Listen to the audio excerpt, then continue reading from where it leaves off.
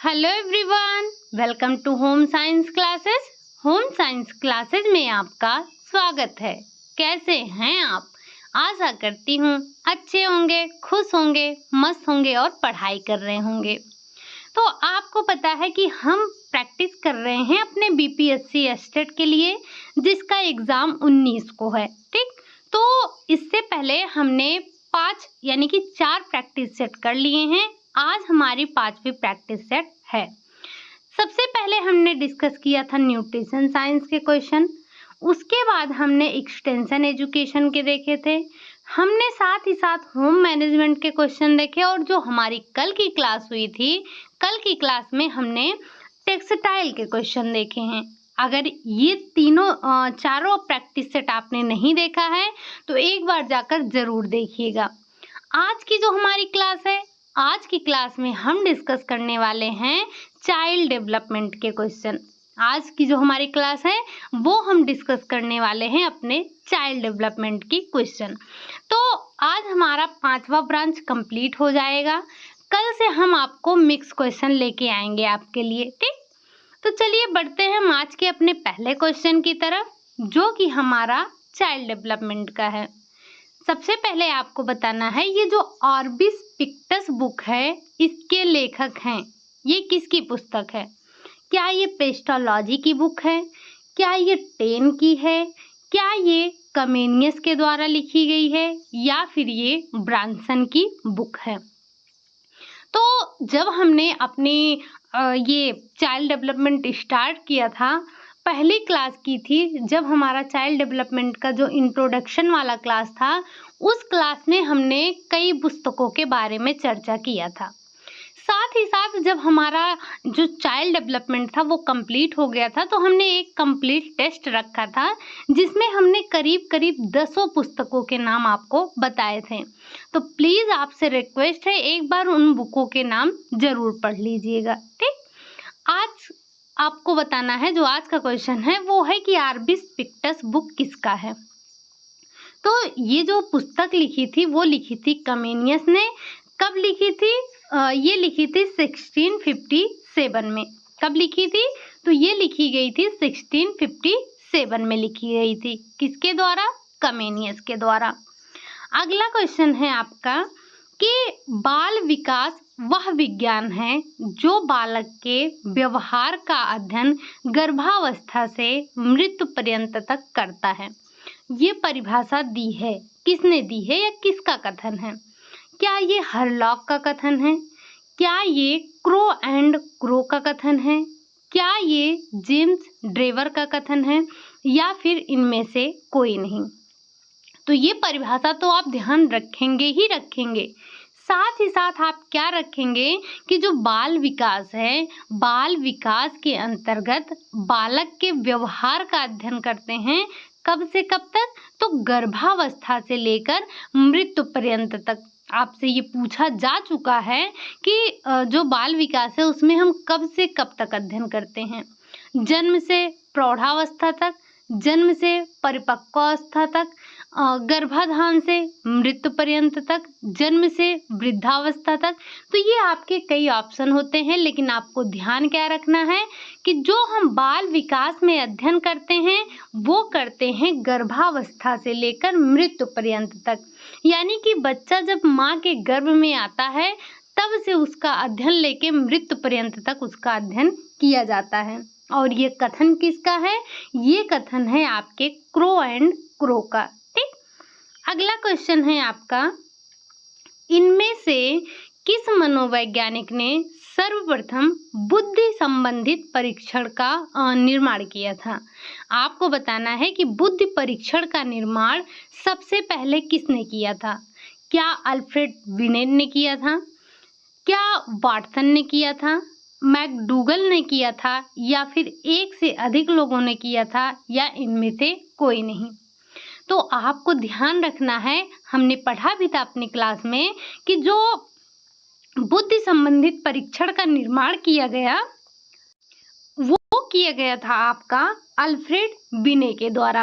अगर हम बात करें वाटसन की, तो इनकी एक इनकी परिभाषा जो कि बहुत प्रसिद्ध है, वो कौन सी है? वो ये है कि आप मुझे एक नवजात शिशु दो। सबसे पहले तो ये जो वाटसन थे, ये पर्यावरण से इतना यानी कि वातावरण से इतना प्रभावित थे, इन्होंने एक परिभाषा दी कि आप मुझे कोई नवजात शिशु दे दो, मैं उसे जो चाहूँ वो बना सकता हूँ। ठीक? ये मैकडूगल, तो मैकडूगल ने 14 संवेगों के बारे में बताया था। ठीक? अगला क्वेश्चन है आपका, इड, ईगो और सुपर ईगो। ये इड, ईगो और सुपर ईगो किसका हिस्सा है? आपको बताना है कि जो इड, ईगो और सुपर ईगो है, ये किसका हिस्सा है? क्या ये मोटर विकास के हैं? क्या ये सामाजिक विकास के हैं? क्या ये व्यक्तित्व विकास के हैं? या फिर इनमें से कोई नहीं? तो आपको ध्यान होना चाहिए कि ये फ्रायड महोदय ने मनोविश्लेषणात्मक सिद्धांत दिया था, उसी में आपने इड, ईगो और सुपर ईगो का नाम सुना था, जो कि किससे संबंधित है, किसका हिस्सा है? तो वो आपके व्यक्तित्व का हिस्सा है। इड जो है, इड आपको पता हो तो ये राक्षसी प्रवृत्ति होता है और ये आपका अचेतन मन का प्रतिनिधित्व करता है। अगर हम बात करें ईगो की, तो ईगो क्या है? ये मानवीय प्रवृत्ति पाया जाता है और ये चेतन मन का प्रतिनिधित्व करता है। वहीं अगर हम बात करें सुपर ईगो की, तो सुपर ईगो जो है वो देवत्व की भावना रखता है और ये कोई भी कार्य सोच समझकर विचार करके करता है। इड क्या होता है? इसको जो चाहिए वो चाहिए, इसको अपनी चाहत के लिए कुछ भी कर सकता है, किसी भी हद तक जा सकता है। ईगो क्या है? ईगो जो होता है ये अपने किसी भी चीज को पाने के लिए किसी को हानि नहीं पहुंचाता है, लेकिन ये अपनी चीजों को प्राप्त कर लेता है। सुपर ईगो क्या है? सुपर ईगो बिल्कुल देवत्व भाव का होता है। तो अगर आपसे कभी पूछा जाए कि जो इड है, इड किसका प्रतिनिधित्व करता है, तो इड आपका अचेतन मन का प्रतिनिधित्व करता है, ईगो चेतन मन का प्रतिनिधित्व करता है। ठीक? अगर हम बात करें मोटर विकास की, तो मोटर विकास में आपने क्या पढ़ा था? जो आपका शारीरिक विकास होता है, यानी कि जो आपकी मांसपेशियां विकसित होती हैं, मोटर विकास में आपने उन्हीं का अध्ययन किया था। तो आपने क्या पढ़ा था? एक पढ़ा था सूक्ष्म कौशल, जिसमें आपकी जो बिल्कुल महीन पेशियां हैं, कह सकते हैं जो आपकी छोटी पेशियां हैं, वो डेवलप होती हैं। जैसे उनसे आप लिखना, पढ़ना, ये सारी चीजें करते हैं। ठीक? सामाजिक विकास तो आप जानते ही हैं। अगला क्वेश्चन है आपका क्वेश्चन नंबर 5, किशोरावस्था में द्वितीयक लैंगिक गुणों का विकास ... किसके श्रावण से होता है?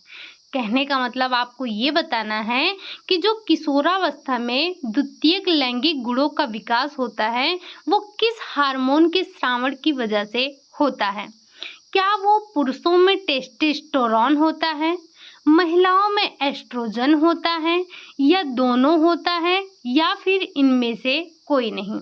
तो इसका राइट आंसर हो जाएगा उपरोक्त दोनों। दोनों कैसे? तो ये जो पुरुष होते हैं, पुरुषों में टेस्टोस्टेरोन स्रावित होता है, जिसकी वजह से उनमें दाढ़ी, मूछ और उनकी आवाज में भारीपन, ये सारी चीजें देखने को मिलती हैं। अगर महिलाओं की बात करें, तो महिलाओं में एस्ट्रोजन हार्मोन का स्रावण होता है, जिससे उनका जो मासिक धर्म होता है वो स्टार्ट हो जाता है, उनके जो स्तन होते हैं उनमें वृद्धि होने लगती है। तो ये सारे लक्षण आपको देखने को मिलते हैं और इन दोनों हार्मोनों का नाम आप ध्यान रखिएगा। ठीक? अगला क्वेश्चन है आपका क्वेश्चन नंबर 6, बाल अध्ययन आंदोलन का जनक किसे कहा जाता है? आपको बताना है कि बाल अध्ययन आंदोलन का जनक किसे कहा जाता है? क्या वो जीन पियाजे हैं, क्या वो बंडूरा हैं, क्या वो स्टैनले हॉल हैं, या फिर वो मैस्लो हैं? तो आपको पता है कि हमारे जो बाल विकास है, बाल अध्ययन है, इसमें एक प्रमुख भूमिका किसकी रही है? स्टेनले हॉल की। तो इन्होंने क्या किया? इन्होंने अमेरिका में बाल अध्ययन आंदोलन का ये आंदोलन किया और इन्हीं को बाल अध्ययन आंदोलन का जनक कहा जाता है। किसे कहा जाता है? तो वो कहा जाता है स्टेनले हॉल। इन्होंने ही बाल जो हमारा बाल विकास है उसमें सबसे पहले अध्ययन करना स्टार्ट किया था, या कह सकते हैं कि इन्होंने ही बाल विकास पे सबसे ज़्यादा अध्ययन किया था। इनका नाम स्टेनले हॉल का नाम हमारे चाइल्ड डेवलपमेंट में बार बार सुनने को आपको मिलेगा। जैसे जैसे जब हम एक्सटेंशन एजुकेशन की बात करते हैं तो वहाँ पर एक हमें नाम सुनने को मिलता है दहामा। अगर हम होम मैनेजमेंट की बात करते हैं तो वहाँ पर हमें बार बार दो नाम सुनने को मिलता है। कौन? एक निकिल और डॉर्सी और दूसरा आपको ग्रास और कैंडल। ये दो नाम आपको बार बार सुनने को मिलते हैं। ठीक, अगला क्वेश्चन है आपका, इनकी कई पुस्तकें भी हैं जो कि हमने अपनी क्लास में डिस्कस किया है, तो प्लीज आपसे रिक्वेस्ट है एक बार उन्हें जरूर देख लीजिएगा। अगला क्वेश्चन है आपका, विकास है। विकास क्या है? क्या ये एक सतत प्रक्रिया है? क्या ये एक एकीकृत प्रक्रिया है? क्या ये एक दर में समरूपता है या फिर ये विशिष्ट से सामान्य की ओर है?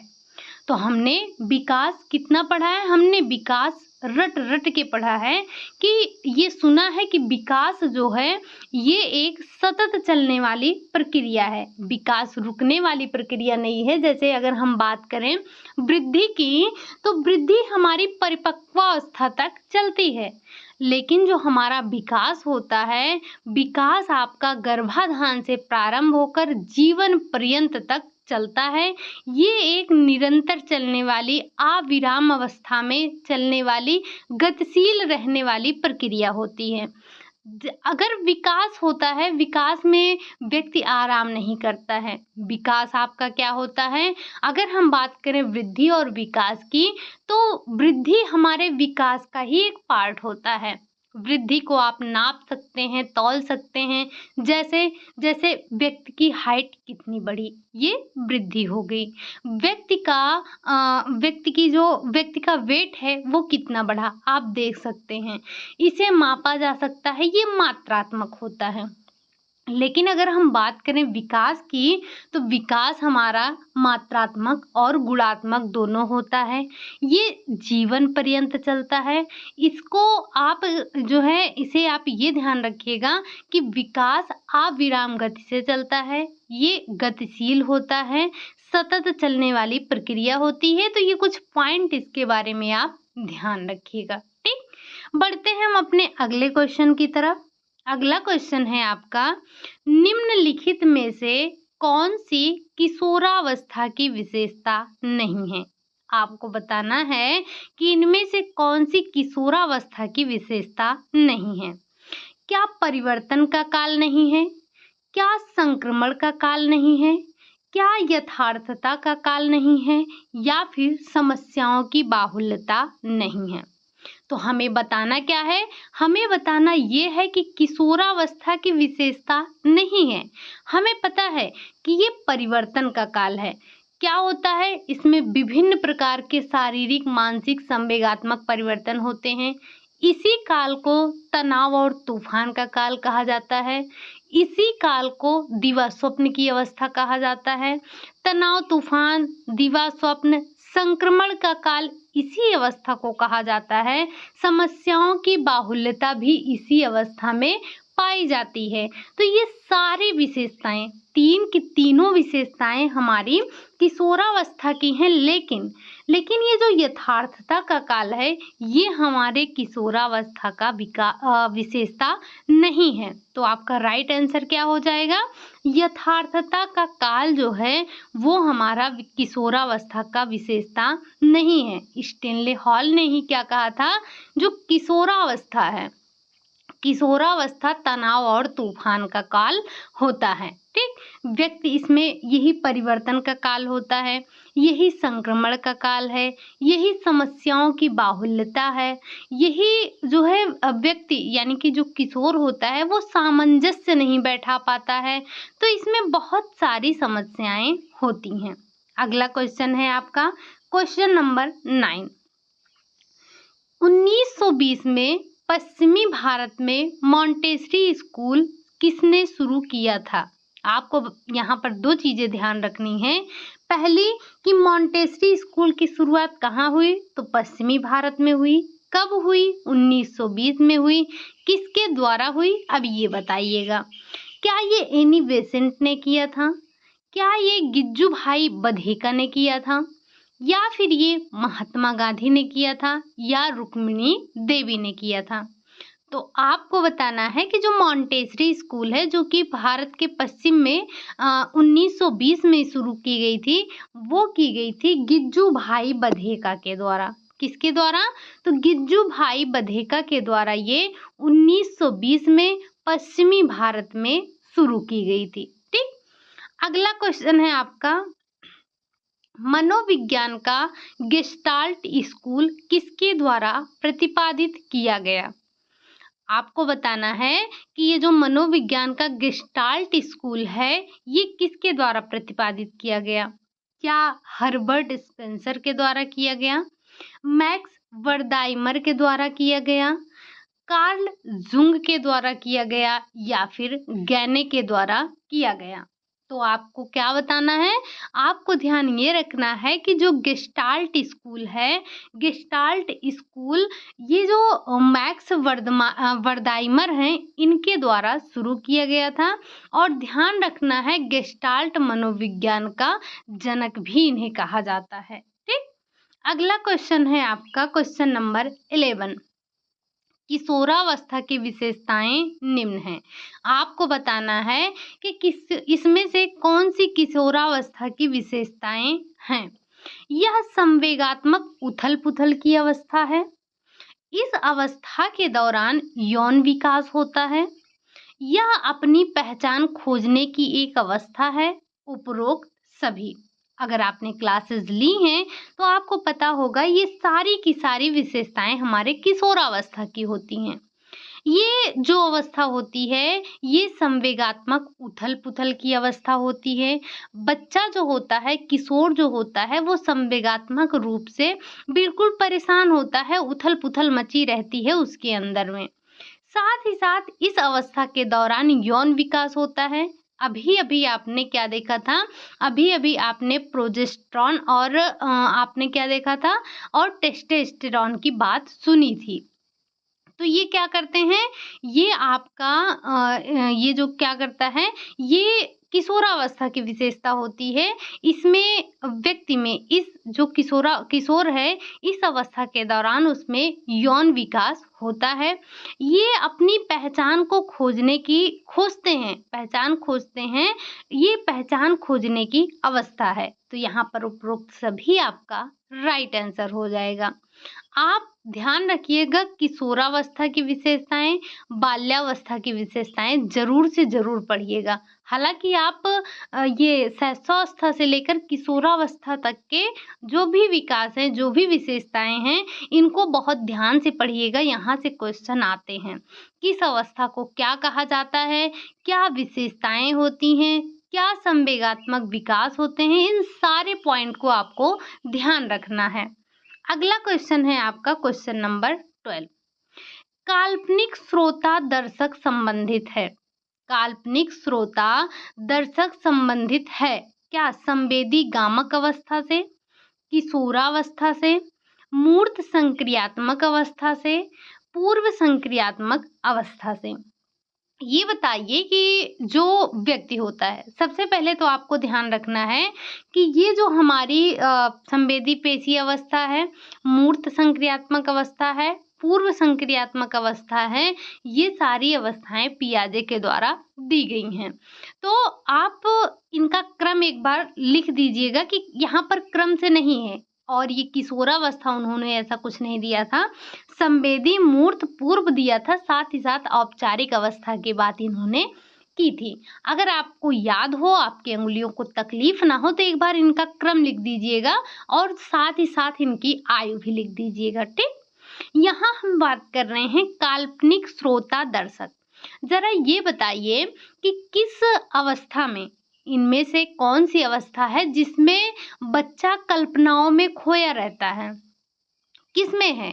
क्या वो संवेदी गामक में है? क्या वो किशोरावस्था में है? मूर्त संक्रियात्मक में है?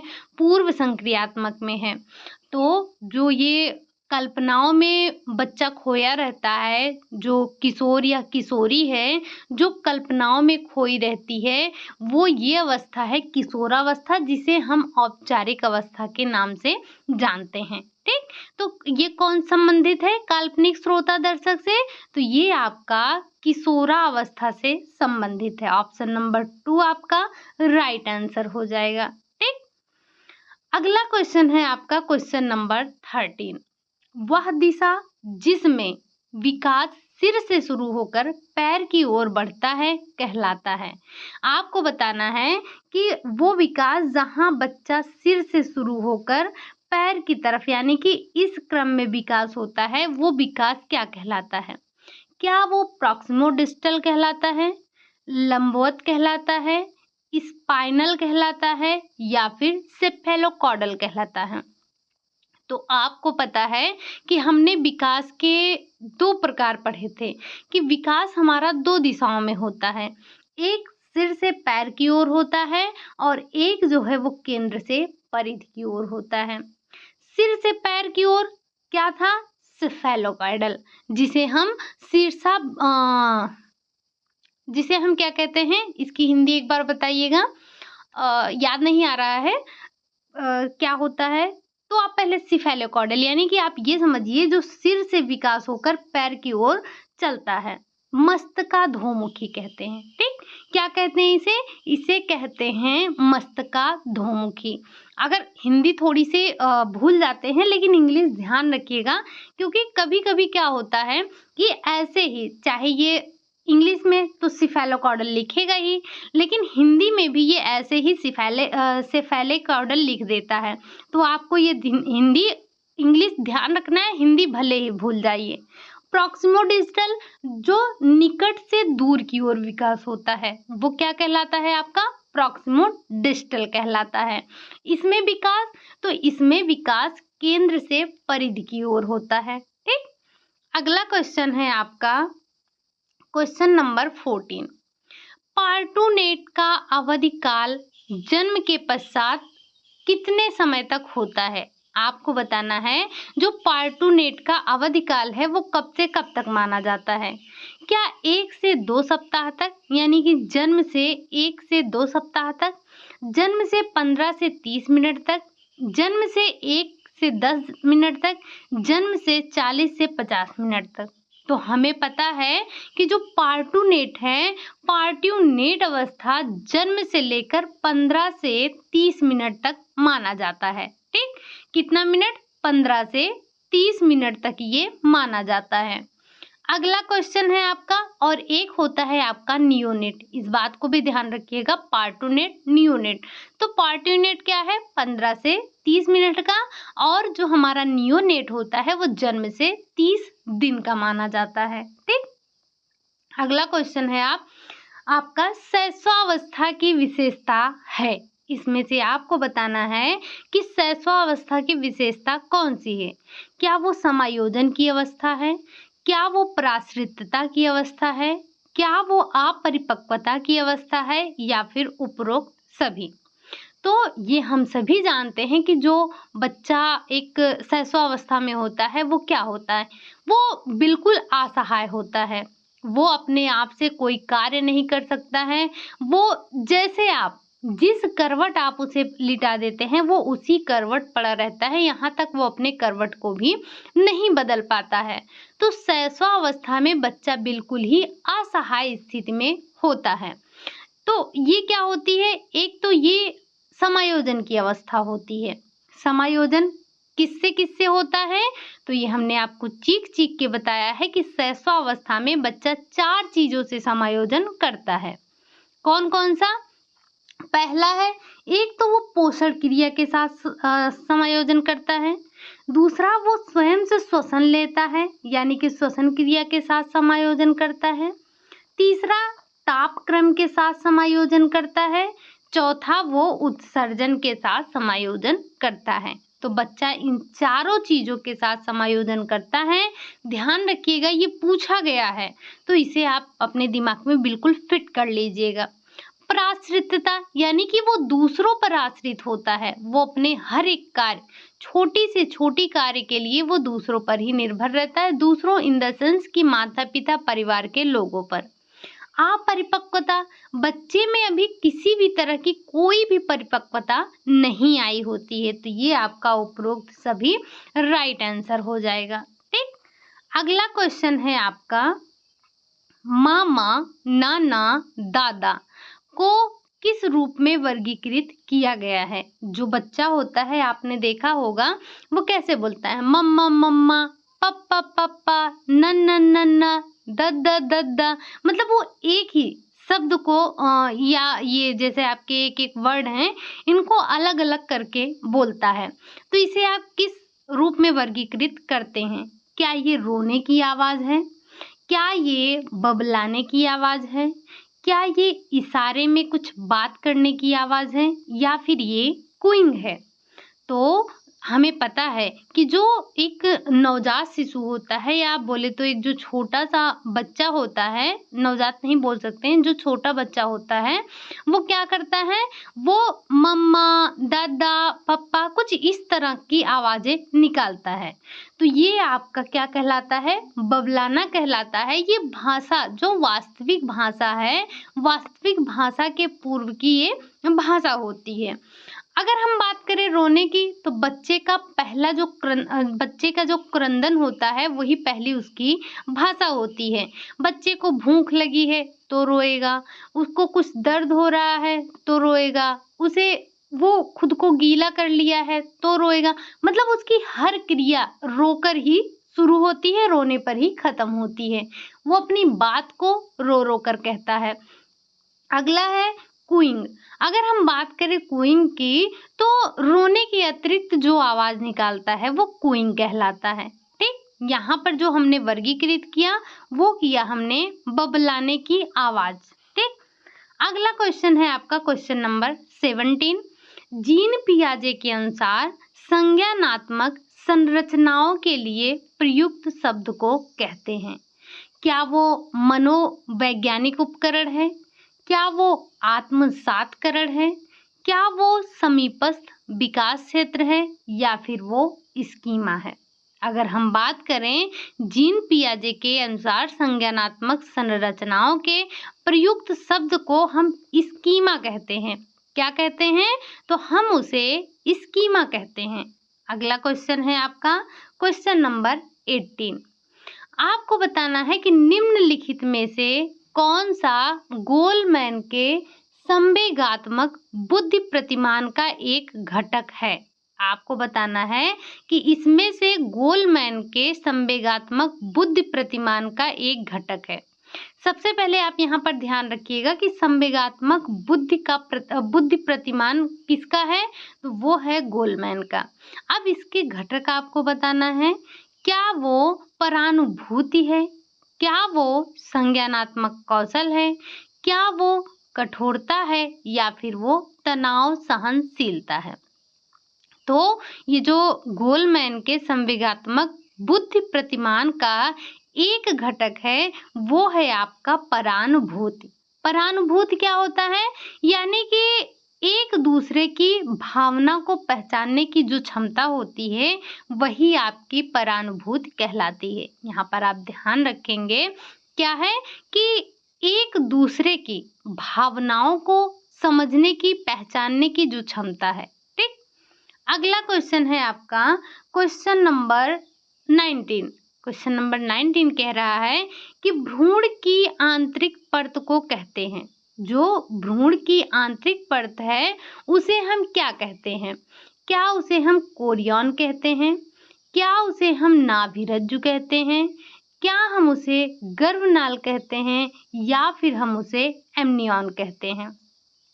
तो आपको ध्यान रखना है कि जो भ्रूण की आंतरिक परत होती है उसे हम एमनियन कहते हैं और ये एक एमनियोटिक थैली होती है जिसमें जो भ्रूण को चारों तरफ से घेरती है और इसमें एक तरल पदार्थ होता है जो कि जो हमारा शिशु है, जो हमारा भ्रूण है, उसको बाह्य आघातों से उसकी रक्षा करता है।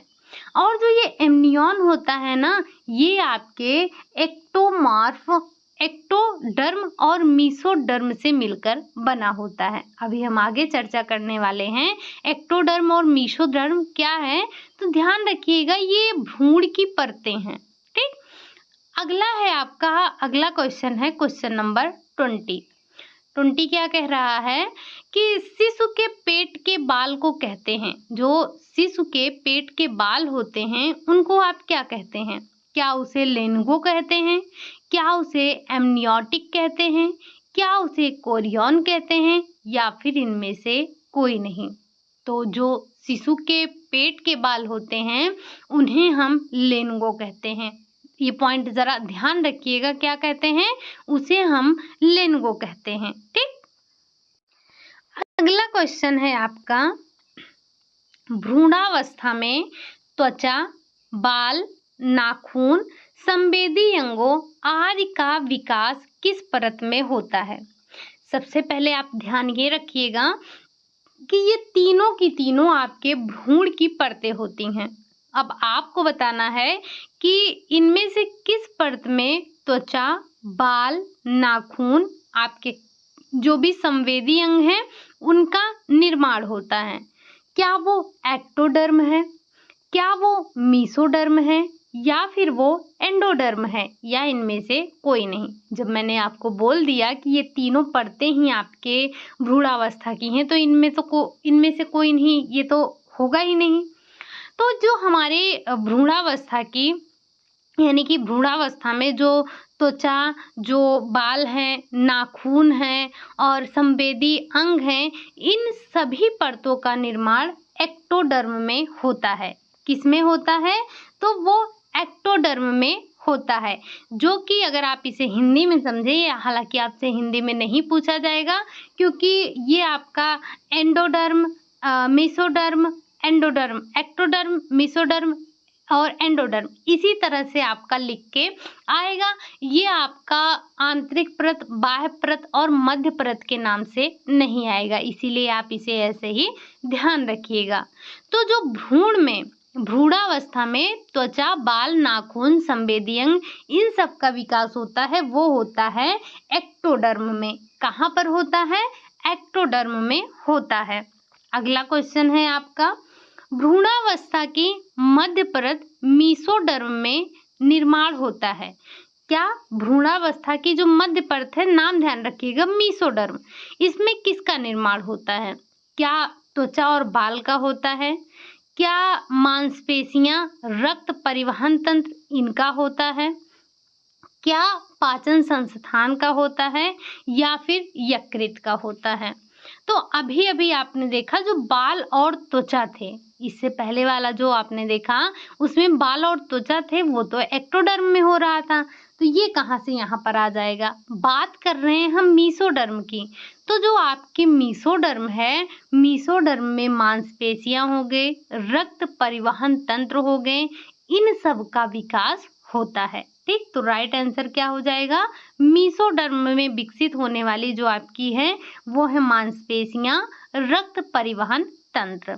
अगला क्वेश्चन है क्वेश्चन नंबर 23। गर्भकालीन अवस्था होती है, जो ये गर्भकालीन अवस्था है ये कितने समय की होती है? क्या गर्भधारण से 2 सप्ताह तक मानी जाती है? गर्भधारण से जन्म तक मानी जाती है? गर्भधारण से 8 सप्ताह तक मानी जाती है या फिर जन्म से 14 सप्ताह तक मानी जाती है? तो ये हमारा बड़ा घिसा पीटा क्वेश्चन है कि जो गर्भावस्था है वो हमारा गर्भ धारण से लेकर जन्म तक माना जाता है। लेकिन ध्यान रखिएगा कि ये हमारा जो दिन में अगर पूछा जाए तो जो गर्भकालीन अवस्था है कितने दिन की होती है, तो ये होती है 270 से 280 दिन की होती है।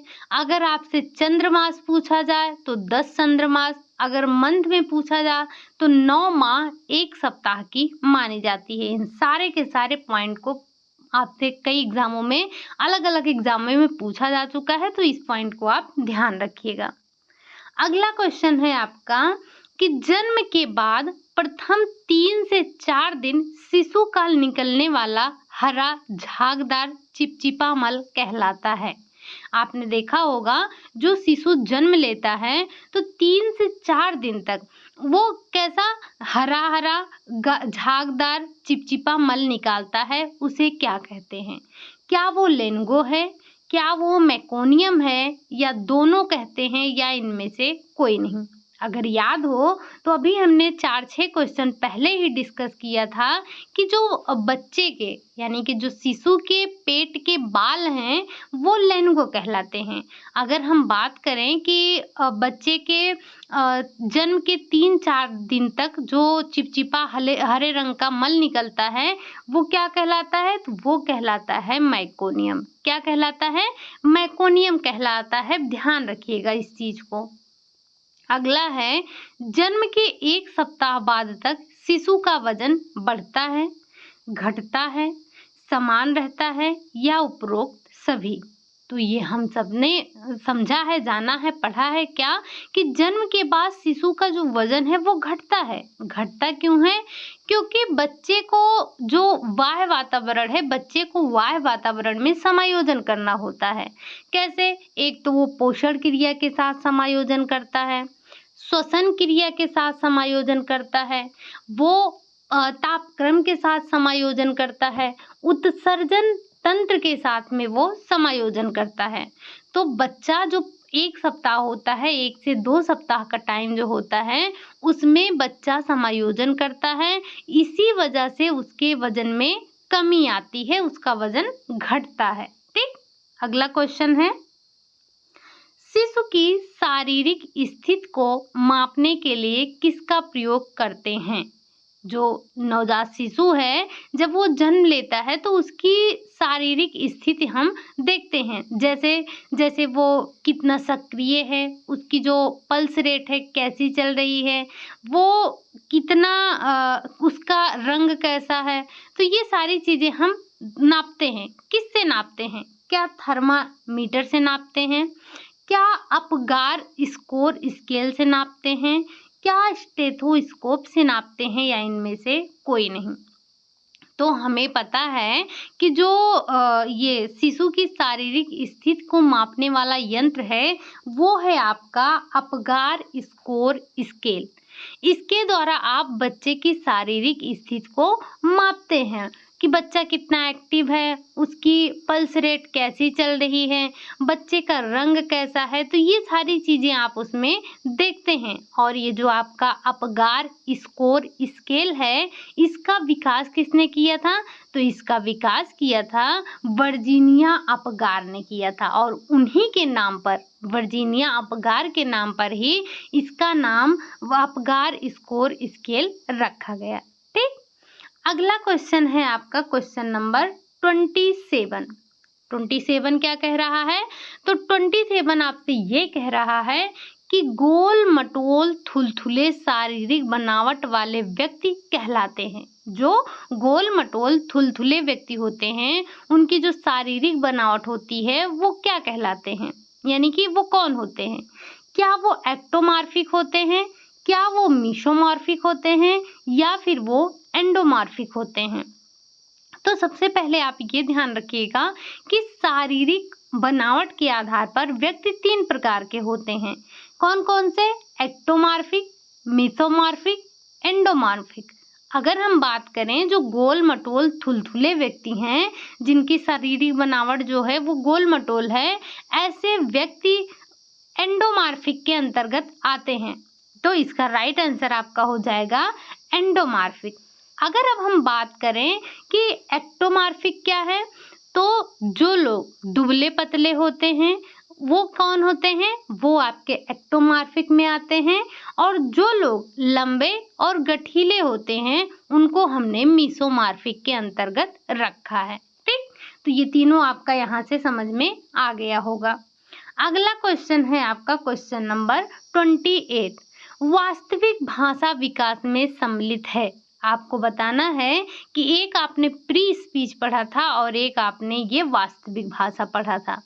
अब आपको बताना है कि वास्तविक भाषा में क्या शामिल है। क्या क्रंदन है, क्या बबलाना है, उच्चारण है या फिर हाव भाव है।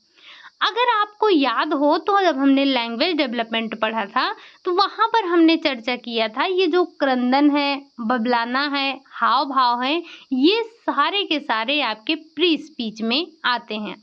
एक और था आपका क्विंग, वो भी इसी में आ रहा था। लेकिन ये जो उच्चारण है ये आपका प्री स्पीच ना होकर वास्तविक भाषा विकास था। तो यहाँ पर राइट आंसर क्या हो जाएगा, यहाँ पर आपका राइट आंसर हो जाएगा उच्चारण करना। ठीक, अगला क्वेश्चन है आपका क्वेश्चन नंबर 29। बच्चे के द्वारा बोला गया प्रथम शब्द कहलाता है। बच्चा जो प्रथम शब्द बोलता है वो क्या कहलाता है।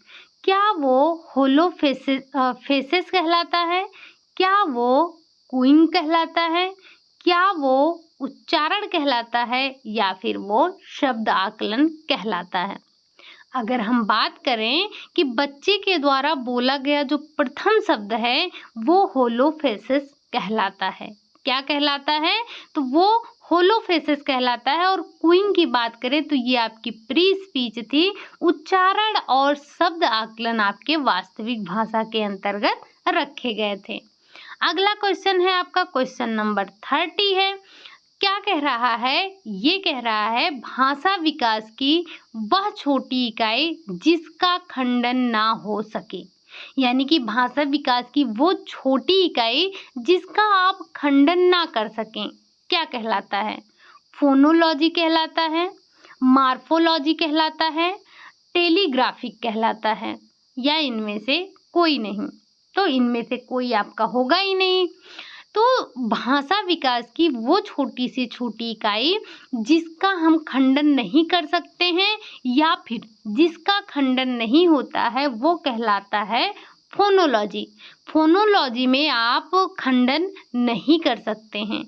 वहीं अगर हम बात करें मार्फोलॉजी की तो मार्फोलॉजी वो होता है जब स्वर और व्यंजन मिलते हैं। जब स्वर और व्यंजन को मिलाकर बोला जाता है तो वो आपके मार्फोलॉजी कहलाते हैं। अगर हम बात करें टेलीग्राफिक की तो ये एक से अधिक शब्दों को बोलना क्या कहलाता है, टेलीग्राफिक कहलाता है। आई होप ये तीनों पॉइंट आपके क्लियर हो चुके होंगे। ठीक, तो आप लोग साथ में पेन और नोटबुक लेकर बैठा कीजिए, आपको कुछ न कुछ नया जरूर मिलेगा, जैसे ये शायद हमने अपनी क्लास में चर्चा नहीं किया था। ठीक, अगला क्वेश्चन है आपका 31। कोई भी व्यक्ति सामाजिक पैदा नहीं होता है। क्या ये हरलॉक का कथन है, क्या ये सीयर्स का कथन है या फिर ये पियाजे का कथन है या ये फ्रायड के द्वारा कहा गया है। तो ये बेसिकली कहा था किसने, ये कहा था आपके जो हरलॉक थे, उन्होंने कहा था कि कोई भी व्यक्ति सामाजिक पैदा नहीं होता है। जब व्यक्ति पैदा होता है तो वो मात्र एक जैविक प्राणी होता है। अगला क्वेश्चन है आपका क्वेश्चन नंबर 32। लड़कों में शारीरिक आक्रामकता पाई जाती है जबकि लड़कियां मानसिक प्रहार करती हैं। ये कथन किसका है, क्या हरलॉक का है, सीयर्स का है, स्टैनले हॉल का है या फिर क्रो एंड क्रो का है। तो जो ये परिभाषा दी है वो सीयर्स महोदय ने दी। उन्होंने कहा कि जो लड़के होते हैं वो उनके अंदर शारीरिक आक्रामकता पाई जाती है, लेकिन जो लड़कियां होती हैं वो मानसिक प्रहार करती हैं। ठीक, अगला क्वेश्चन है आपका अमूर्त चिंतन की योग्यता बुद्धि है। अमूर्त चिंतन की जो योग्यता है वो बुद्धि है, ऐसा किसका मानना है? क्या वो बिनेट का मानना है, टर्मन का मानना है, वुडवर्थ का मानना है या फिर स्टर्न का मानना है? आप इन सभी के, हालांकि ये परिभाषा तो एक ने की है, लेकिन इन सभी की कुछ न कुछ परिभाषाएं हैं और ये सारे के सारे आपके लिए इम्पोर्टेंट है, तो इनकी परिभाषाओं को ध्यान रखिएगा ज़रूर, चाहे वो अधिगम से हो चाहे फिर वो बुद्धि से हो। यहाँ हम बात कर रहे हैं बुद्ध की, तो किस मनोवैज्ञानिक ने कहा कि अमूर्त चिंतन की जो योग्यता है वही बुद्धि कहलाती है? ऐसा कहा था टर्मन महोदय ने। इन्होंने बताया कि जो अमूर्त चिंतन की योग्यता है वही बुद्धि कहलाती है। अगला क्वेश्चन है आपका क्वेश्चन नंबर 34। थर्स्टन के समूह कारक सिद्धांत में सम्मिलित नहीं है। थर्स्टन ने समूह कारक का सिद्धांत दिया था, तो आपको बताना है इसमें से क्या सम्मिलित नहीं है। क्या वो शब्द प्रवाह नहीं है, क्या वो स्थानिक योग्यता नहीं है, क्या वो शब्द योग्यता नहीं है, या फिर वो सांगीतिक बुद्धि नहीं है? तो जो थर्स्टन ने समूह कारक का सिद्धांत दिया था उसमें शब्द प्रवाह की चर्चा की थी, स्थानिक योग्यता की चर्चा की थी, शब्द योग्यता की चर्चा की थी, तार्किक बुद्धि की चर्चा की थी, लेकिन उन्होंने कहीं भी सांगीतिक बुद्धि की चर्चा नहीं की थी। तो आपका ये जो फोर्थ वाला है ये आपका राइट आंसर हो जाएगा। अगला क्वेश्चन है आपका कि पियाजे की संज्ञानात्मक विकास की तृतीय अवस्था है। अगर क्रम की बात करें तो जो पियाजे की संज्ञानात्मक विकास की अवस्था जो है वो कितनी है? 4 है। अब इसमें आपको बताना है कि जो तृतीय अवस्था है वो कौन सी है। क्या वो संवेदी पेशीय अवस्था है, क्या वो पूर्व संक्रियात्मक अवस्था है, क्या वो स्थूल संक्रियात्मक अवस्था है, या फिर वो औपचारिक अवस्था है? यहाँ पर आपको क्रम से दिया ही गया है। इसमें जो इन्होंने बताया है तृतीय अवस्था वो है स्थूल संक्रियात्मक अवस्था। अब जरा हम इनकी जो उम्र है उस पर चर्चा कर लेते हैं। तो इन्होंने बताया जो संवेदी पेशीय अवस्था है, संवेदी पेशीय अवस्था 0 से 2 वर्ष यानी कि जन्म से 2 वर्ष बताया। पूर्व संक्रियात्मक अवस्था 2 से 7 वर्ष बताया। स्थूल संक्रियात्मक अवस्था 7 से 12 वर्ष बताया। और जो औपचारिक अवस्था थी जिसे हम किशोरावस्था भी कहते हैं वो इन्होंने 12 वर्ष के बाद की अवस्था को बताया।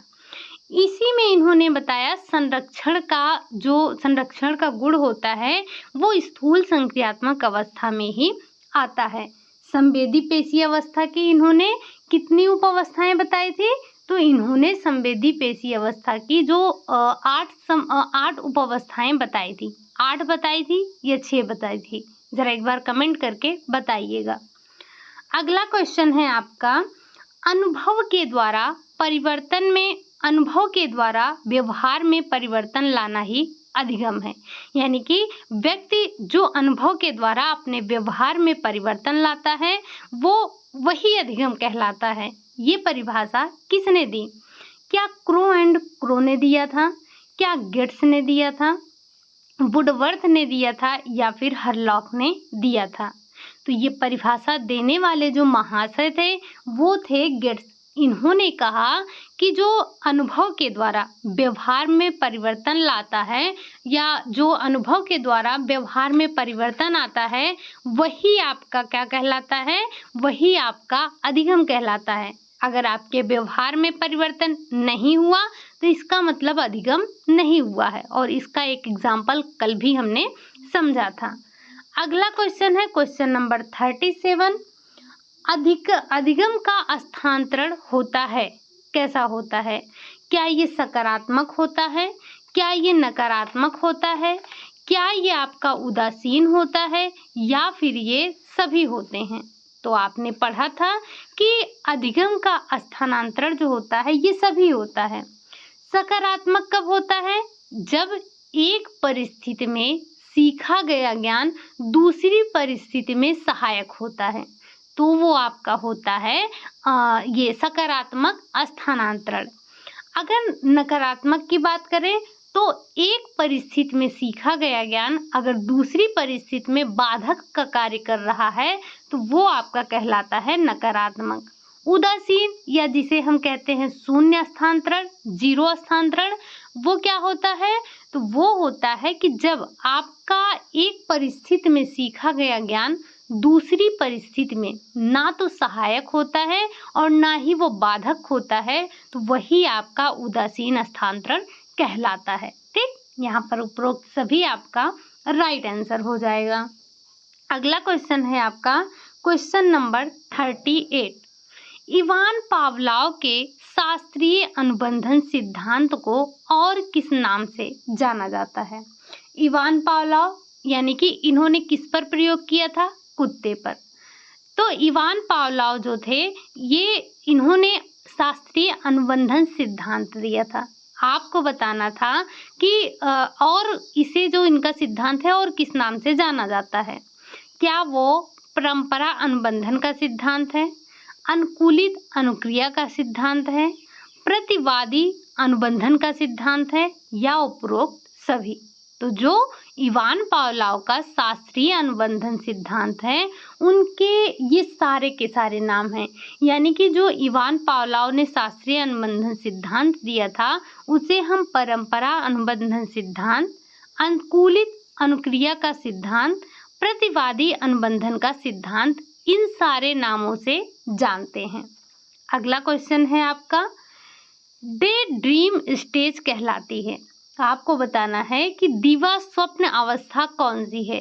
क्या वो शैशवावस्था है, क्या वो किशोरावस्था है, क्या वो बचपनावस्था है या फिर वो बाल्यावस्था है? तो जो डे ड्रीम स्टेज है वो आपकी किशोरावस्था कहलाती है। इसी अवस्था में बच्चा तमाम प्रकार के दिवा स्वप्न देखता है। ठीक, अगला क्वेश्चन है आपका क्वेश्चन नंबर 40। एन्यूरेसिस है। एन्यूरेसिस क्या है? क्या बिस्तर गीला करना है, मुंह सूखना है, पेशाब ज्यादा आना है या फिर स्वाद में कमी है? तो जो एन्यूरेसिस है ये क्या है? बिस्तर गीला करना। बिस्तर गीला करना ये जो छोटे बच्चे करते हैं वो नहीं, हम उसकी बात नहीं कर रहे हैं। जो बच्चे बड़े हो जाते हैं, बड़े होने के बाद भी बिस्तर गीला करते हैं, तो ये एक प्रकार की डिजीज होती है जिसे हम कहते हैं एन्यूरेसिस। ठीक, अगर हम बात करें मुंह सूखना तो हम इसे क्या कहते हैं? जीरोस्ट्रोमा कहते हैं। आपने ये नाम कहाँ पर सुना था? तो ये आपने सुना था जो आपने जब मधुमेह का चैप्टर पढ़ा था। क्या? एक पॉलीयूरिया, पॉलीडिप्सिया, पॉलीफेजिया और साथ ही साथ आपने जीरोस्ट्रोमा का नाम भी सुना था जिसमें मुंह सूख रहा था। अगर हम बात करें तीसरा जो कि है पेशाब ज़्यादा आना, तो इसे हम कहते हैं डायरेसिस। क्या बोलते हैं? डायरेसिस बोलते हैं। इसमें पेशाब ज़्यादा आना ये रोग होता है।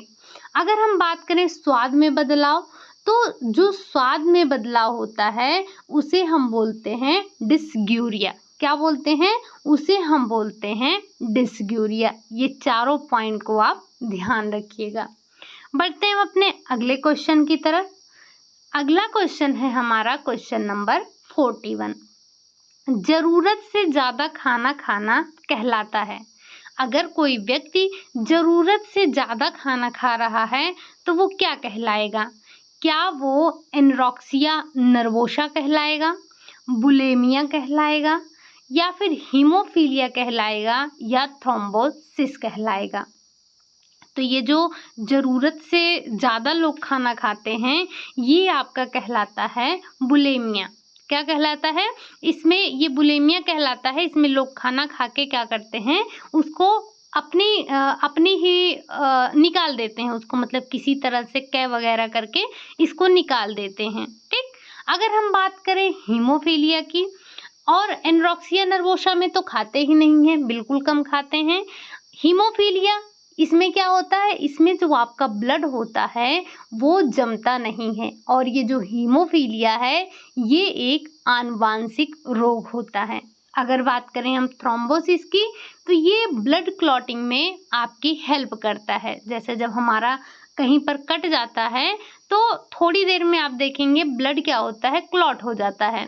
तो ये क्या करते हैं, ये आपके बेसिकली ये जो थ्रोम्बोसिस होते हैं, ये क्या करते हैं, ये एक जालनुमा बना लेते हैं जिसकी वजह से जो ब्लड होता है वो जम जाता है, बहता नहीं है। वहीं अगर हम बात करें किसी को हीमोफीलिया हुआ है तो कट जाने के बाद अगर कोई चोट लग गई या कट गया, ब्लड निकलने लगा तो वो ब्लड रुकेगा नहीं, सारा ब्लड निकल जाएगा, व्यक्ति की डेथ हो जाएगी। ठीक, अगला क्वेश्चन है आपका क्वेश्चन नंबर 42। बालों का सिर शरीर के अनुपात में, बालकों का सिर शरीर के अनुपात में काफी बड़ा होना कहलाता है। अगर कोई बच्चा है और उस बच्चे का जो सिर है वो शरीर के अनुपात में काफी बड़ा है तो ये क्या कहलाएगा? क्या ये माइक्रोसिफेली कहलाएगा? क्या ये हाइड्रोसिफेली कहलाएगा? क्या ये उपरोक्त दोनों कहलाएगा या फिर इनमें से कोई नहीं? अगर हम बात करें कि किसी बच्चे का, अगर बालक, उस बच्चे का सिर शरीर के अनुपात में काफी बड़ा है तो वो कहलाएगा हाइड्रोसिफेली। और आपको माइक्रोसिफेली का अर्थ समझ में आ रहा होगा कि क्या है, माइक्रो का मतलब ही होता है छोटा। अगर बालक का सिर शरीर के अनुपात में काफी छोटा होगा तो वो कहलाएगा माइक्रोसिफेली। हमने पढ़ा था माइक्रोन्यूट्रिएंट और मैक्रोन्यूट्रिएंट। तो जो माइक्रो है यानी कि सूक्ष्म मात्रिक, अगर आप याद हो तो सूक्ष्म मात्रिक में हमने पोषक तत्व तो अपने दो पढ़े थे। एक क्या था, एक था आपका सूक्ष्म यानी कि जो माइक्रो था। माइक्रो के अंतर्गत आपके क्या क्या आ रहे थे, तो आपका विटामिन और मिनरल जो थे हमारे वो माइक्रो न्यूट्रिएंट के अंतर्गत आ रहे थे। और बात करें हम अगर मैक्रो की तो दीर्घ मात्रिक जिसे हम कह रहे थे, तो उसके अंतर्गत आपका CHO आ रहा था यानी कि कार्बोहाइड्रेट, प्रोटीन आ रहा था और फैट आपका आ रहा था किसके अंतर्गत, दीर्घ मात्रिक के अंतर्गत। ठीक, तो यहाँ पर आप इस माइक्रो का मतलब ये समझिएगा सूक्ष्म। तो जब बालक का सिर शरीर के अनुपात में काफी छोटा होगा तो उसे हम माइक्रोसिफेली कहेंगे, और जब बड़ा होगा तो उसे हम हाइड्रोसिफेली के नाम से जानते हैं। दोनों पॉइंट को आप ध्यान रखिएगा। अगला क्वेश्चन है आपका 16 वर्ष से अधिक उम्र के व्यक्तियों का अध्ययन कहलाता है। अगर कोई व्यक्ति 16 वर्ष से अधिक उम्र का है तो उसका अध्ययन क्या कहलाएगा? क्या वो पेडागॉजी कहलाएगा? क्या वो एंड्रोगॉजी कहलाएगा? या दोनों कह सकते हैं या इनमें से कोई नहीं? तो जैसे जो 16 वर्ष से कम उम्र के बच्चे होते हैं उनका अध्ययन क्या कहलाता है? पेडागॉजी। आपके जब सीटेट का एग्जाम देते हैं तो जो आपके 30 क्वेश्चन एक सब्जेक्ट से, एक टॉपिक से, आपके एक सब्जेक्ट से, जैसे मैथ, इंग्लिश, आपके जो भी होता है, तो ये सारे सब्जेक्ट से 5 आपके टॉपिक होते हैं, 5 आपके विषय होते हैं। पांचों विषय से 30-30 क्वेश्चन आते हैं। 30 उसमें पेडागॉजी होता है और 30 आपका कंसेप्ट होता है। तो जो वो पेडागॉजी होता है वो क्या होता है? वो यही होता है जो 16 वर्ष से कम उम्र के व्यक्ति हैं या बच्चे हैं उनका अध्ययन किया जाता है। और जो उससे बड़े उम्र के हैं यानी कि जो 16 वर्ष से अधिक उम्र के बच्चे हैं, व्यक्ति हैं, बच्चे नहीं, यहाँ पर हम बात कर रहे हैं व्यक्ति कहेंगे, तो व्यक्तियों का अध्ययन क्या कहलाता है? तो वो कहलाता है आपका एंड्रोगॉजी। क्या कहलाता है? एंड्रोगॉजी कहलाता है। ये पॉइंट आप दोनों ध्यान रखिएगा। अगला क्वेश्चन है आपका स्त्रियों में दुग्ध स्रावित करने में मदद करने वाला हार्मोन है। जो स्त्री हैं, स्त्रियों में दुग्ध स्रावित करने वाला जो हार्मोन है वो कौन सा है? क्या वो प्रोजेस्टेरॉन है? क्या वो एंड्रोजन है? क्या वो हीमोग्लोबिन है? या फिर इनमें से कोई नहीं? तो जो आपने अभी एंड्रोजन का देखा था, जिसमें आपने देखा था कि स्त्रियों में मासिक धर्म शुरू हो जाता है इस हार्मोन के स्राव से, साथ ही साथ उनके स्तनों में भी वृद्धि स्टार्ट हो जाती है। प्रोजेस्टेरॉन जो है ये महिलाओं में दुग्ध स्रावित करने में मदद करता है। अगर हम बात करें हीमोग्लोबिन की तो ये हमारे ब्लड में पाया जाता है, जो कि हीम एक आपका लौह तत्व है, और ग्लोबिन की बात करें तो ये आपका एक प्रोटीन होता है। इसी हीमोग्लोबिन की वजह से जो हमारा ब्लड होता है, हमारे ब्लड का कलर बिल्कुल रेड होता है। किसकी वजह से? हीमोग्लोबिन की वजह से। तो आई होप ये तीनों पॉइंट आपको समझ में आ गए होंगे। हालांकि अभी एंड्रोजन की बात हमने की थी कुछ क्वेश्चन पहले, शायद से 10-12 क्वेश्चन पहले हमने एंड्रोजन की बात की थी। अगला क्वेश्चन है और आज का आपका लास्ट क्वेश्चन है, क्या कि बालक का विकास है, जो बालक का विकास है ये किसका परिणाम होता है? क्या वातावरण और अधिगम का परिणाम है? क्या वंशानुक्रम एवं वातावरण का परिणाम है? क्या वंशानुक्रम एवं अधिगम का परिणाम है, या फिर इनमें से कोई नहीं? तो जो बालक है, बालक का जो विकास है वो बालक के वंशानुक्रम और वातावरण का दोनों का परिणाम है। हम ऐसा नहीं कह सकते हैं कि बच्चे के विकास में सिर्फ और सिर्फ वंशानुक्रम का प्रभाव पड़ता है, या हम ये भी नहीं कह सकते हैं कि जो बच्चे का विकास है उसमें सिर्फ और सिर्फ वातावरण का प्रभाव है। हालांकि आपने वाटसन के कथन को सुना ही है कि वो कहते हैं, उनका मानना है कि वो सिर्फ वातावरण से ही प्रभावित हैं। वो वातावरण से इतने प्रभावित हैं कि उनका मानना है कि आप उन्हें कोई नवजात शिशु दे दीजिए तो वो क्या करेंगे, उस बच्चे को जो चाहे उसे चोर बना दे, वकील बना दे, पुलिस बना दे, शिक्षक बना दे, जो चाहे वो उसको बना सकते हैं।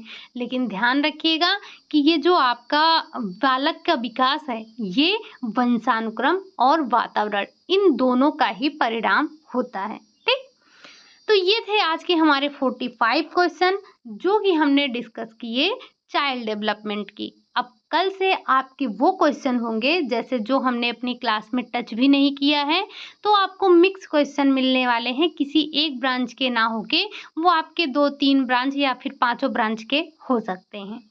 चलिए फिर आज के लिए हम यही इतना रखते हैं। जो क्वेश्चन आपसे पूछा गया है उसका आंसर जरूर दीजिएगा। ठीक, और अगर क्लास अच्छी लगी हो तो लाइक कर दीजिएगा, चैनल को सब्सक्राइब कर लीजिएगा, साथ ही साथ कमेंट जरूर कीजिएगा।